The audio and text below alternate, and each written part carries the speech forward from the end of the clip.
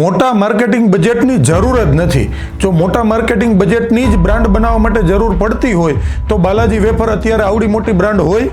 Balaji wafer છે એને ઇન્ડિયામાં કેમ કોઈ મલ્ટીનેશનલ કંપની પણ બીટ કરી શકતી નથી? આજે આપણે એક નાનકડો ડિફરન્સ સમજવો છે મલ્ટીનેશનલ કંપની અને બાલાજી વેફર્સ વચ્ચે. બાલાજી વેફર્સ છે એ ડિસ્ટ્રીબ્યુટરોને સપોર્ટ કરે છે, ચેનલ પાર્ટનર્સને સપોર્ટ કરે છે અને કન્ઝ્યુમરને જે જોઈએ છે તે ક્વોલિટી, ભાવ અને સર્વિસ આપે છે, એટલે એ બ્રાન્ડ બને છે. જ્યારે મલ્ટીનેશનલ કંપની છે એ શું પ્રયત્ન કરે છે?